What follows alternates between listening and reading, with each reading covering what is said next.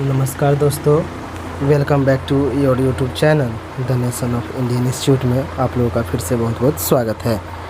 मैं आप लोगों को आज जो पंचायत स्तर पर अमीन का जो कोर्स करवाया जा रहा है, मैं आप लोगों को अमानत की जो कोर्सें हैं उसको मैं पढ़ाने का प्रयास करूँगा। मुझे आशा है कि आप लोगों को अच्छा समझ में आएगा और आप लोग इसे ध्यान से पढ़ेंगे। आपको बता दूं कि मैं आपको इस कोर्स को आज 18/3/2022 को स्टार्ट करने जा रहा हूं, जो कि आज होली का भी पर्व है। इस कोर्स में आपको अमीन के बारे में, अमीन किस तरह से काम करते हैं उनके बारे में पढ़ाया जाएगा। अमीन यानी कहीं कहीं इसे अमीन को पटवारी भी कहा जाता है। कोर्स का नाम है अमानत, जो कि हमारे पंचायत स्तर पर यह कार्यक्रम शुरू हुई है। मेरा नाम शुभेंदु कुमार हुआ। कोर्स का जो ड्यूरेशन है वह 30 दिनों का है और जो इसमें विषय वस्तु है जो हमें पढ़ना है उसके बारे में मैं आपको जानकारी दे देता हूँ। देखिए, इस अमानत का जो एग्ज़ाम होने वाला है उसमें आपको 500 अंकों की परीक्षा होगी और टोटल अंक जो है 500 अंक का होगा। और इसमें जो हमें पढ़ना है वह 5 चीज़ पढ़ना है। पहला पढ़ना है किश्तवाड़ एवं पैमाइश प्लस सर्वे। यह जो होगा हमारा 100 अंक का होगा। और दूसरा पढ़ना है खाना पूरी, यह भी 100 अंक का होगा। तीसरा है चकबंदी, यह भी 100 अंक का है। और फिर मैं पढ़ाऊंगा सामान्य ज्ञान, वो भी 100 अंक का होगा। और इसका जो प्रायोगिक है जो हम लोग लास्ट में देखेंगे वह भी क्या होगा, 100 अंक का होगा। ठीक है, तो इस तरह से हम आप लोगों को जो कोर्स है अमीन का उसको पूरा अच्छी तरह से 30 दिनों में तैयारी करवा दूंगा। आप लोग हमारे इस चैनल पर यदि नए हैं तो हमारे इस चैनल को लाइक करें, सब्सक्राइब करें और अपने दोस्तों के साथ शेयर ज़रूर करें, ताकि आप लोगों के दोस्तों को भी इससे फ़ायदा मिल सके। बहुत से जो ऐसे भी गांव में लोग हैं जिन्हें ज़्यादातर जब अमीन यानी ज़मीन की जब मापी होती है तो उसमें उनको समझ में नहीं आता है कि ज़मीन को किस तरह से देखा जाता है नक्शा पर। सारे चीज़ों को मैं बताऊंगा आप लोगों को, इसलिए घर बनाने की कोई ज़रूरी नहीं है। आप लोग प्लीज़ इसे ध्यान से पढ़ें। ठीक है, चलिए आज मैं आप लोगों को पहला जो है इसका पढ़ाने जा रहा हूँ। किश्तवाड़ एवं पैमाइश पढ़ाऊँगा। और किश्तवाड़ एवं पैमाइश पढ़ने से पहले मैं आप लोगों को अमीन क्या है, अमीन का डिफिनीसन क्या है, उसके बारे में थोड़ा संक्षिप्त नॉलेज या जानकारी देने की कोशिश करूँगा। ठीक है, चलिए शुरू करते हैं।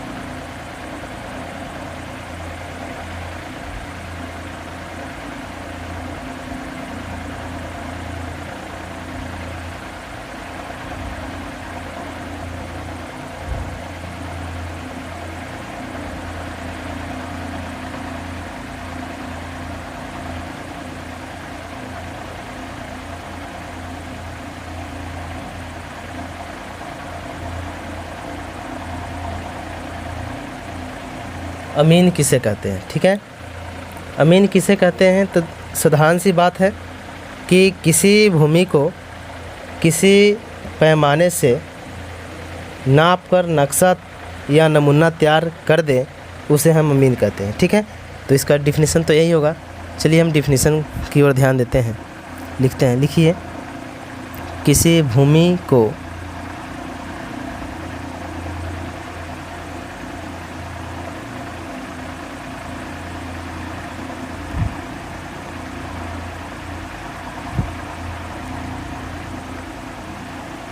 किसी भूमि को किसी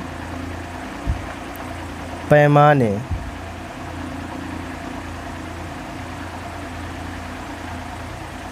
किसी पैमाने से नापकर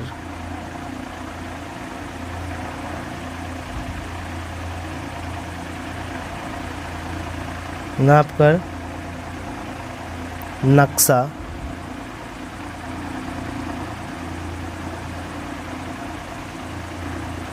या नमूना तैयार कर दे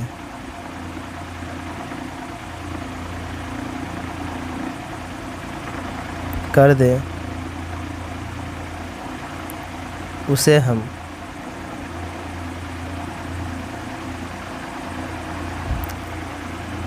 अमीन कहते हैं।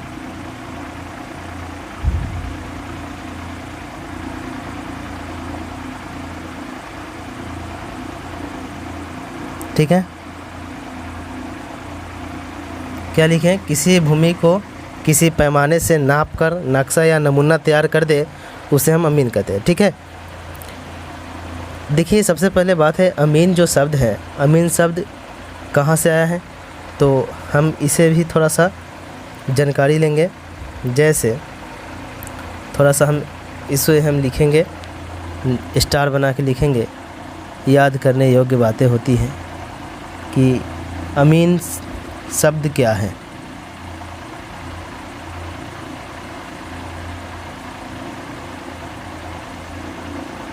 अमीन शब्द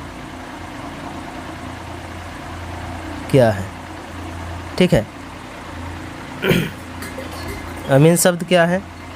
तो अमीन एक अरबी शब्द है।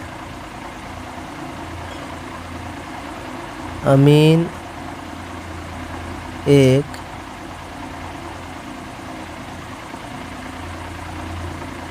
अरबी शब्द है।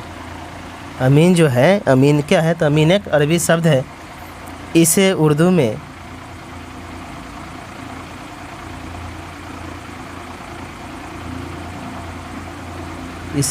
में अमानत, इसे उर्दू में अमानत और हिंदी में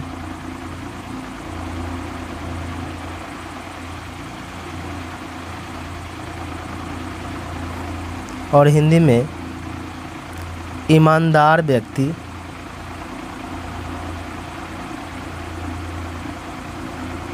ईमानदार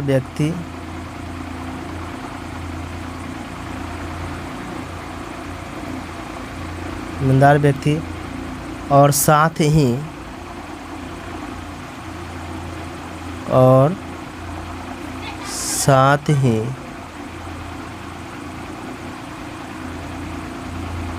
अंग्रेजी में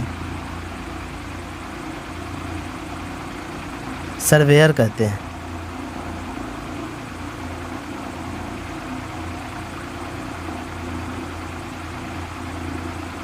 अंग्रेजी में साथ ही इसे क्या कहते हैं? सर्वेयर कहते हैं। ठीक है, तो अमीन शब्द क्या है? तो अमीन एक अरबी शब्द है।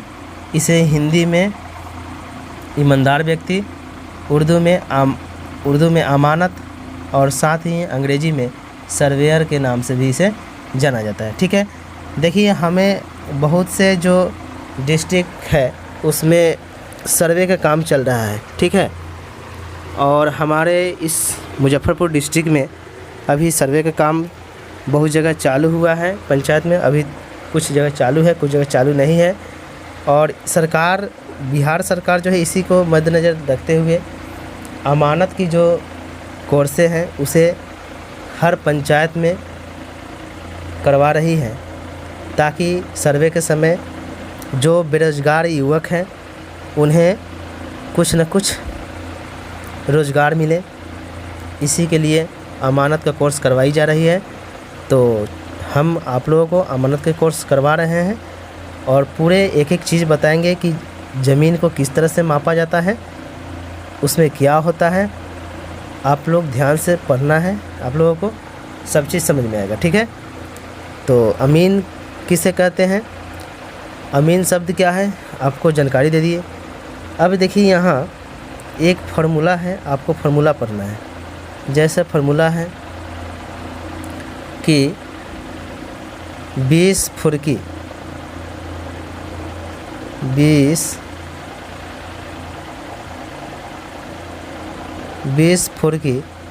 20 फुर्की बराबर होता है 1 धुरकी। ये सब ज़मीन मापने की पैमाना है। 20 फुर्की बराबर 1 धुरकी, 20 धुरकी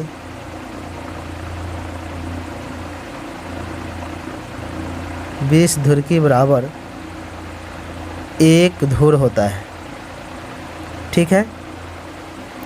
और 20 धुर बराबर 1 कट्ठा होता है, 1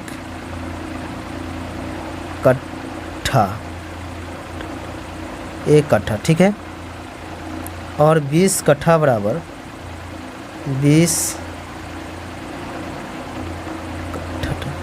20 कट्ठा बराबर 1 बीघा होता है, 1 बीघा, ठीक है।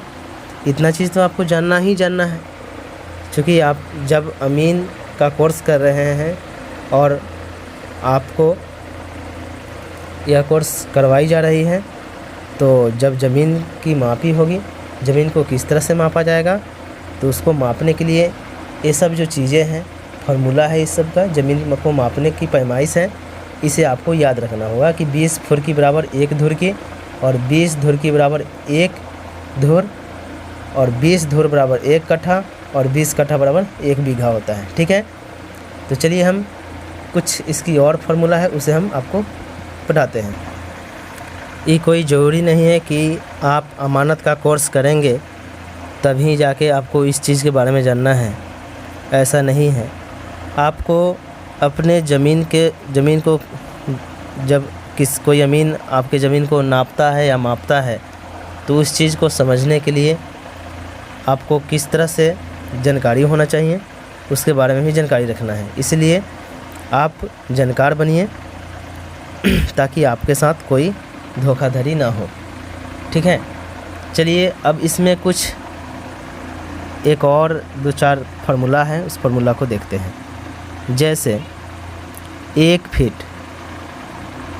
ज़्यादातर ये लोग, बहुत से लोग जानते होंगे कि 1 फीट बराबर 12 इंच होता है। 1 फीट बराबर कितना होता है? 12 इंच होता है, ठीक। एक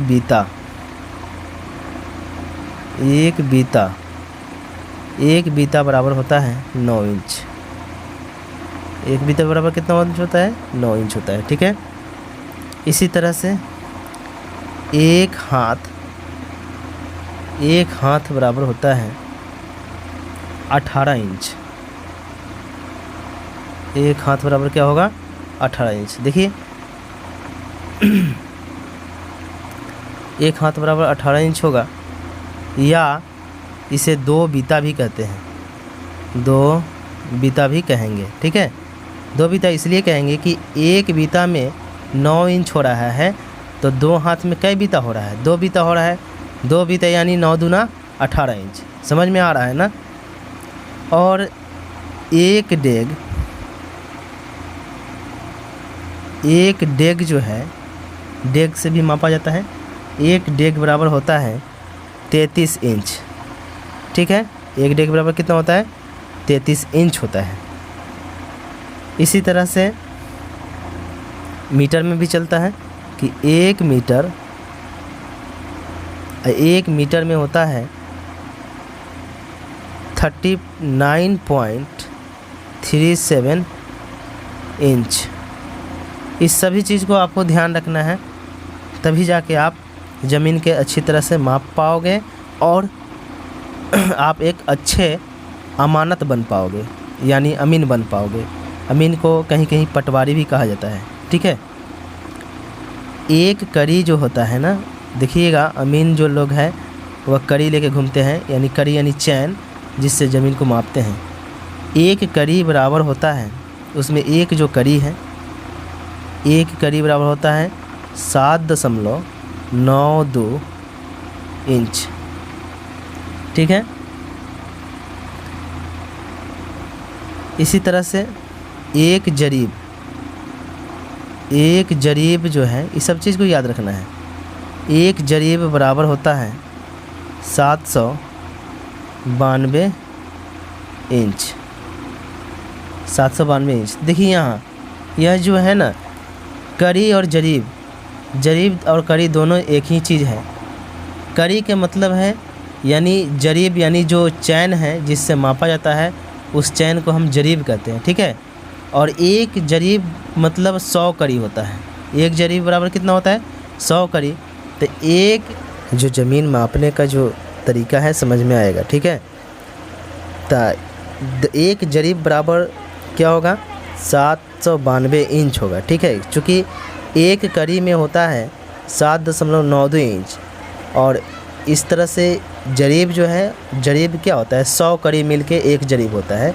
तो यदि हम एक कड़ी में यदि हम 100 से गुना कर दें, यानी एक कड़ी बराबर 7.92 इंच में यदि हम 100 से गुना कर दें तो क्या हो जाएगा? 792 इंच हो जाएगा एक जरीब बराबर। इसी तरह से यहाँ लिखेंगे 100 कड़ी, फार्मूला ही है 100 कड़ी, और 100 कड़ी बराबर होता है 792 इंच होता है। ठीक है। 792 इंच। इसी तरह से एक जरीब की जो माप है, यदि हम अब पहले ही आपको बताए हैं कि एक जरीब जो है, एक जरीब बराबर होता है 100 कड़ी। इतना चीज़ तो आपको ध्यान में रखना है और याद ही रखना है, तभी जाके आप अच्छे अमीन बन पाओगे। ठीक है। तो एक जरीब बराबर 100 कड़ी।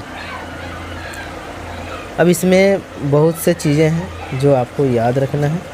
जैसे हमें क्या करना है, हम जो आपको बताए हैं कि जो हमारा पहला जो है, जो हम आपको पढ़ाए हैं किश्तवाड़ एवं पैमाइश प्लस सर्वे। तो किश्तवाड़ एवं पैमाइश प्लस सर्वे में सबसे पहले हम क्या पढ़ेंगे? सर्वे पढ़ेंगे कि सर्वे क्या होता है। जब हम सर्वे के बारे में अच्छी तरह से जानकारी हासिल कर लेंगे तब जाके हम इसकी जो किश्तवाड़ है और पैमाइश है इसके बारे में भी अच्छी तरह से जानकारी हासिल करेंगे। चलिए पहले हम सबसे पहले सर्वे के बारे में जानते हैं कि सर्वे होता क्या है। ठीक है।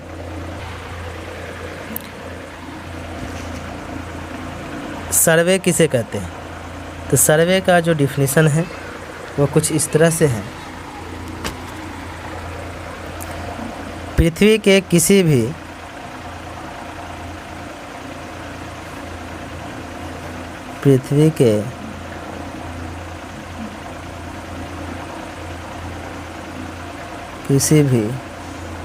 हिस्से को, पृथ्वी के किसी भी हिस्से को किसी पैमाने के माध्यम से, किसी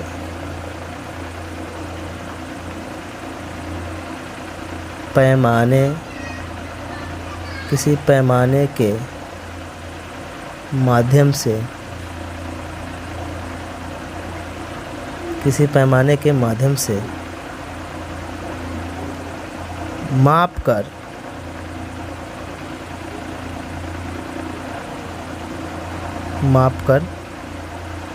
नक्शा बनाने की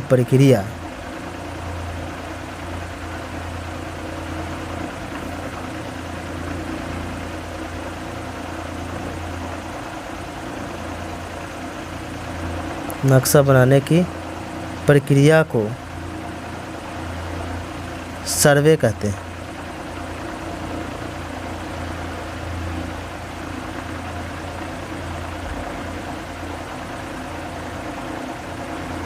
ठीक है। सर्वे किसे कहते हैं? तो सर्वे जो है पृथ्वी के किसी भी हिस्से को किसी पैमाने के माध्यम से माप कर नक्शा बनाने की प्रक्रिया को सर्वे कहते हैं। यहाँ छूट गया है नक्शा बनाने की प्रक्रिया को, यहाँ लिखेंगे नक्शा बनाने की प्रक्रिया को सर्वे कहते हैं। ठीक है, देखिए टॉपिक जो है हमारा पहला, जब टॉपिक का नाम है सर्वे के कुछ मुख्य चिन्ह इस प्रकार हैं। सर्वे के कुछ मुख्य चिन्ह इस प्रकार हैं। इसमें पहला हमें, जैसे सर्वे जब होता है, ज़मीन का जब सर्वे होता है, अभी तो बहुत पहले सर्वे हुआ है, लेकिन अभी वर्तमान में 2022 में सर्वे होने वाला है। तो सर्वे में जो है, जब सर्वेयर जो होते हैं, जो सर्वे करते हैं, सर्वे में क्या होता है, सर्वे के समय जो कुछ मुख्य चिन्ह हैं जो ज़मीन मापने के लिए छोड़ा जाता है। तो पहला चिन्ह होता है मुस्तकिल होता है। ठीक है, पहला क्या चिन्ह होता है, तो पहला चिन्ह हमारा होता है मुस्तकिल। तो मुस्तकिल लिखेंगे, पहला चिन्ह होता है सर्वे के समय मुस्तकिल।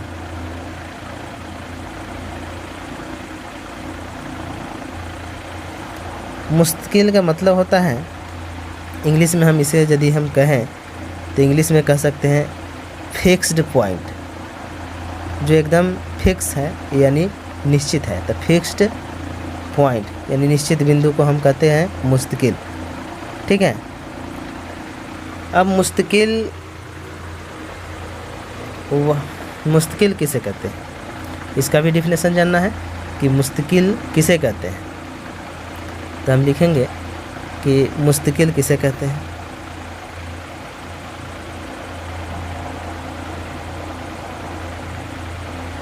मुस्तकिल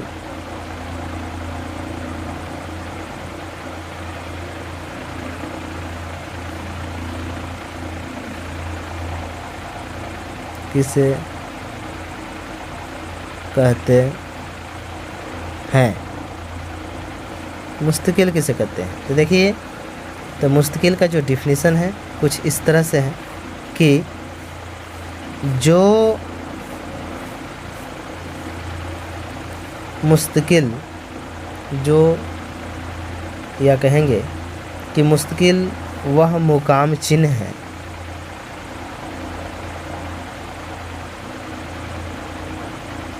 मुस्तकिल वह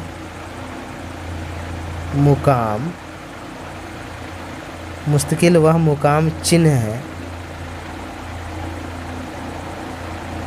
मुस्तकिल वह मुकाम चिन्ह है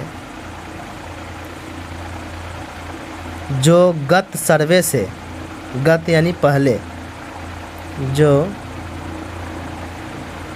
गत सर्वे से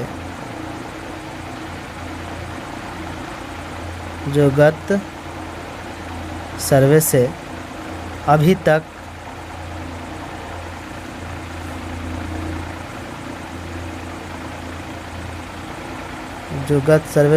तक अपने रूप में कायम है, अपने रूप में कायम है। ठीक है, उसे हम मुस्तकिल कहते हैं, उसे हम मुस्तकिल कहते हैं।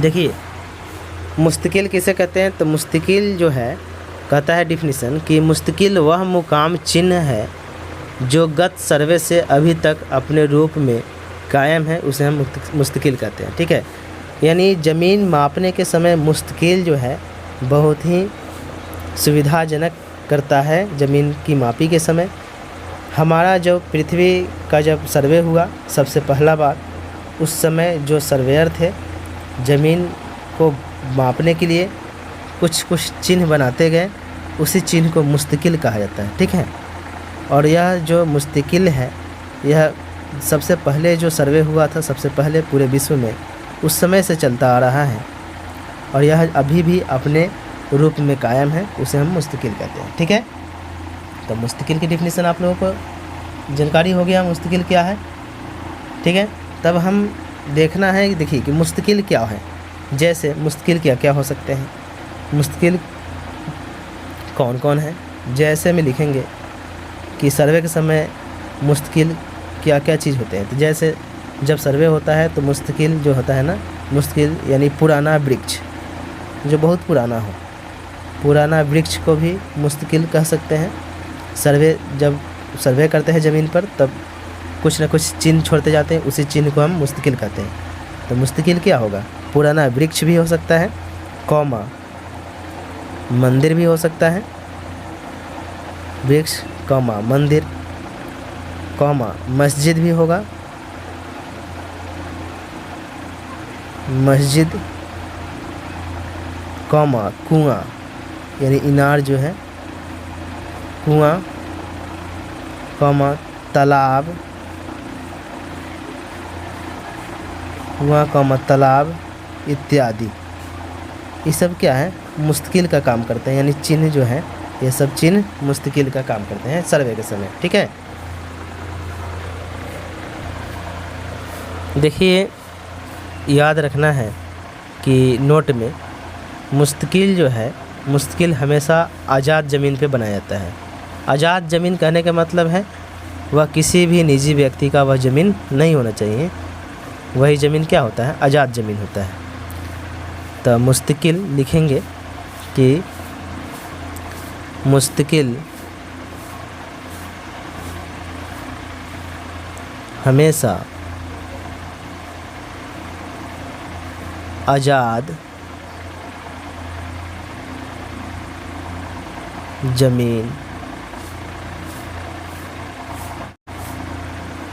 मुस्तकिल हमेशा आज़ाद ज़मीन पे बनाया जाता है, ठीक है। मुस्तकिल जो है हमेशा कहाँ बनाया जाता है, आज़ाद ज़मीन पे बनाया जाता है, जो किसी का निजी ज़मीन ना हो, अपना ज़मीन ना हो, ठीक है। मुस्तकिल का जो चिन्ह है, कुछ मुस्तकिल कैसे पहचानेंगे नक्शा पर कि नक्शा पर मुस्तकिल का चिन्ह क्या है। तो देखिए मुस्तकिल का जो चिन्ह, तो नक्शा पर जो इसका चिन्ह होगा, नक्शा जो होता है, तो मुस्तकिल का जो चिन्ह है वह चिन्ह इस तरह से होगा नक्शा पर,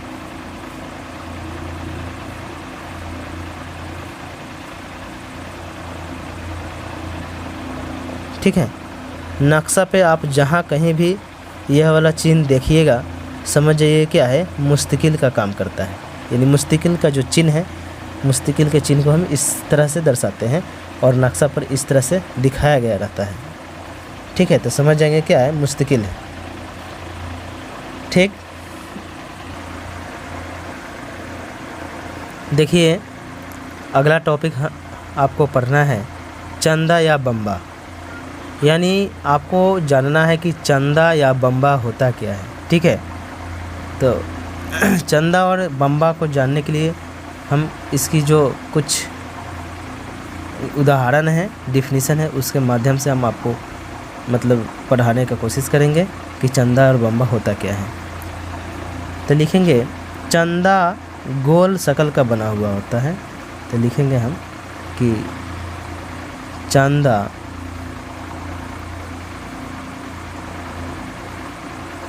गोल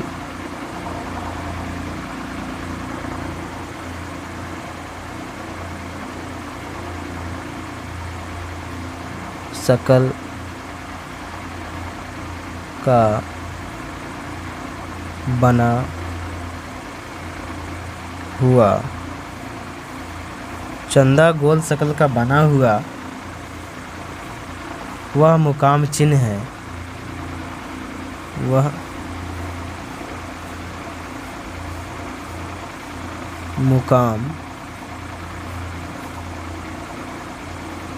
मुकाम चिन्ह है जो बाउंड्री लाइन पर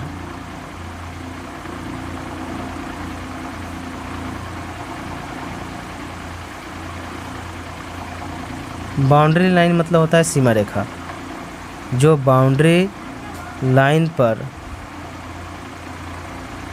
किसी घड़ा में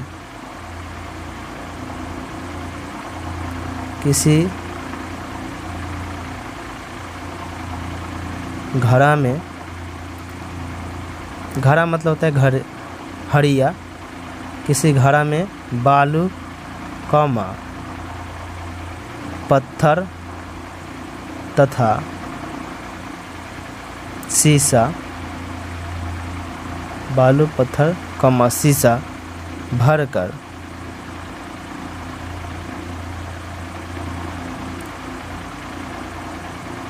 गाड़ दिया जाता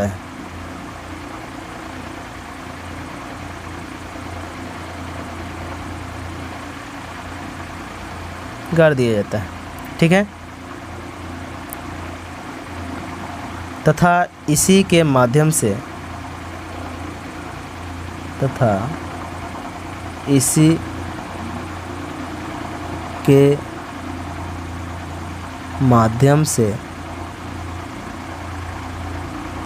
माध्यम से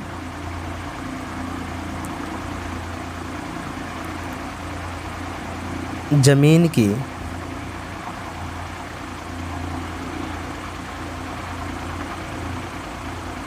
मापी किया जाता है।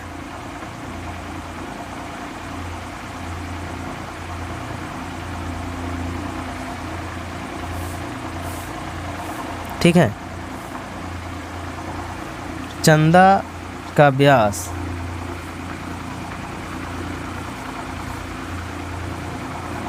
चंदा का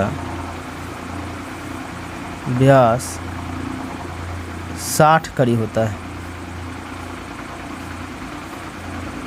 60 कड़ी होता है। चंदा का व्यास 60 कड़ी होता है। ठीक है। तो चंदा या बम्बा क्या होता है? तो चंदा जो है गोल शकल का बना हुआ वह मुकाम चिन्ह है जो बाउंड्री लाइन पर किसी घड़ा में या हड़िया में बालू, पत्थर तथा शीशा भरकर गाड़ दिया जाता है। इसी के माध्यम से ज़मीन की मापी की जाती है। और चंदा का जो व्यास है या बम्बा का जो व्यास है 60 कड़ी होता है। ठीक है।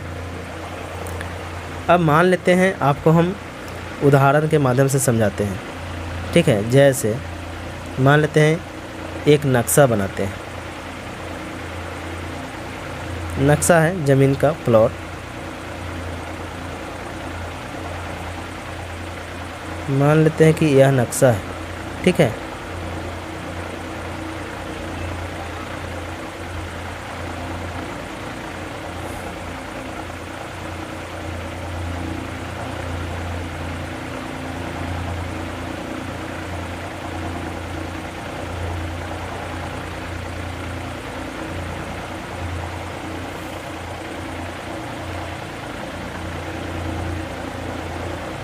ठीक है। यह नक्शा है ज़मीन का। अब यहाँ देखिए, बाउंड्री लाइन को हम सरहदी लाइन भी कहा जाता है। बाउंड्री लाइन यानी यह जो नक्शा के जो सबसे बाहरी जो घेरा है, और इस सबसे बाहरी घेरा को हम क्या कहते हैं? सरहदी लाइन भी कह सकते हैं और बाउंड्री लाइन भी कह सकते हैं। ठीक है। इसका सबसे जो बाहरी जो आवरण है, घेरा है, उसे हम क्या कहते हैं? बाउंड्री लाइन या सरहदी लाइन कह सकते हैं। तो इस वाले जो बाहरी वाले जो हिस्सा है इसे हम क्या कहेंगे? सरहदी लाइन भी कह सकते हैं। सरहदी लाइन, सरहदी लाइन। इंग्लिश में इसे हम बाउंड्री लाइन भी कह सकते हैं। Boundary line. ठीक है। या कभी कभी लोग इसे टावर्स लाइन भी कहा जाता है। क्या कहते हैं? Towers line. तो सब चीज़ को याद रखना है, ध्यान रखना है कि बाउंड्री लाइन क्या होता है, टावर्स लाइन क्या होता है। तो बाउंड्री लाइन को ही टावर्स लाइन कहा जाता है। ठीक है। और यहाँ जो चंदा या बम्बा जो है, हम समझ गए। मुस्तकिल जो है यह भी समझ गए कि मुस्तकिल हमेशा आज़ाद ज़मीन पे बनाया जाता है। ठीक है, देखिए अगला टॉपिक है तीन सीमाना। यानी आप सुनते होइएगा जब सर्वे का काम शुरू होता है तो उसमें जो सर्वेयर होते हैं यानी अमीन होते हैं वह क्या कहते हैं कि तीन सीमाना पर जाइए। तो हम जानेंगे कि तीन सीमाना क्या होता है। तो तीन सीमाना का जो डिफिनीसन है, तीन सीमाना का डिफिनीसन कहता है कि तीन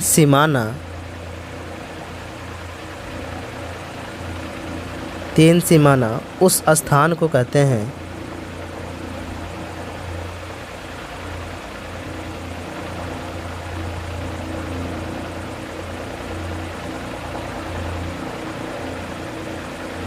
तीन सीमाना उस स्थान को कहते हैं जहाँ पर तीन मौजे का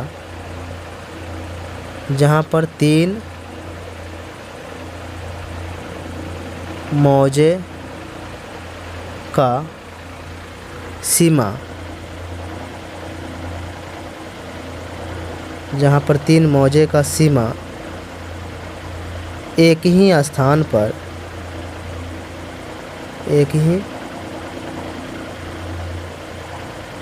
जहाँ तीन सीमाना उस स्थान को कहते हैं जहाँ पर तीन मौजे का सीमा एक ही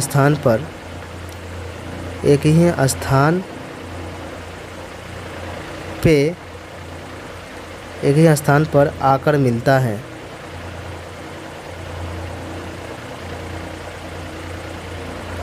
एक ही स्थान पर आके मिलता है, उसे तीन सीमाना कहते हैं। तो तीन सीमाना क्या होता है समझ गए। अब यहाँ देखिए आपको कन्फ्यूजन हो रहा होगा कि मौजा क्या है, कि सर क्या बता रहे हैं। मौजे मतलब होता है गांव, शुद्ध मतलब भाषा है मौजा। लेकिन जब अमानत आप पढ़ते हैं, अमानत यानी अमीन बनते हैं, उसमें आपको गांव ना कह के क्या कहा जाएगा, मौजा। तो तीन सीमाना क्या है, तो तीन सीमाना, चार सीमाना, ये सब कहाँ रहता है, ये सब आपके नक्शा पर रहता है। ठीक है, तो तीन सीमाना उस स्थान को कहते हैं जहाँ पर तीन मौजे का सीमा, तीन मौजे यानी तीन गांव का सीमा रेखा एक ही स्थान पर आके मिलता है, उसे हम तीन सीमाना कहते हैं। समझ में आ गया, क्लियर हो गया। मौजा मतलब क्या होता है, तो मौजा मतलब क्या होता है, गांव होता है। यानी तीन गांव का सीमा रेखा जब आके एक साथ मिलेगा उसे हम क्या कहते हैं, तीन सीमाना कहते हैं। और तीन सीमाना का जो चिन्ह है, तीन सीमाना का जो चिन्ह है वह कुछ इस तरह से होता है, हम आपको बता रहे हैं।